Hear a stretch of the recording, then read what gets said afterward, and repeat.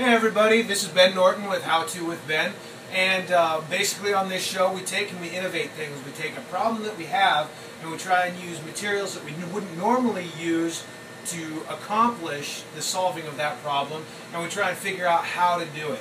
And today we're offshore on the DD3, which is a drill rig in the middle of the Gulf of Mexico, and we have a gym out here, and one of the pieces of equipment that's in the gym is this speed bag, and I really enjoy the speed bag. It's a good cardiovascular workout, works your shoulders.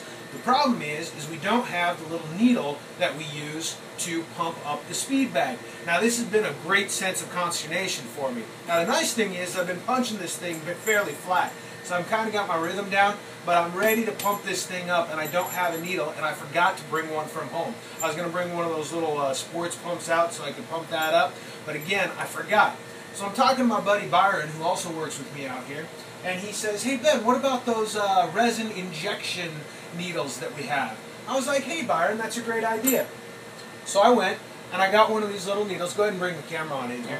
And I got this needle. Looks like a hypodermic needle, but what it's for is we'd fill this thing with epoxy, and we would set our fiber optic terminations with this thing. So, if I can get it to unscrew, but that thing is almost the right size for bumping that sucker up. Now what I wanted to do was stick this into a fitting so that I could put the pump, you know, the Schrader valve pump, on the back of that thing and then pump the thing up. And what I found was, back up on me, and what I found was is that we don't have one small enough. So what I did is I thought, I can just blow this sucker up with my cheeks. Stick that in there, and it works. But then I thought, what else do we have out here? And we have Super Duster, and that straw fits right in there. So I cut the straw short, I stuck that in there, stuck the other end in here, and this works because we're only looking for about 4 pounds of pressure.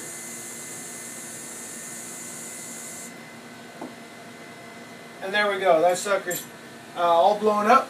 We're ready to take it to the gym and do some speed bag work.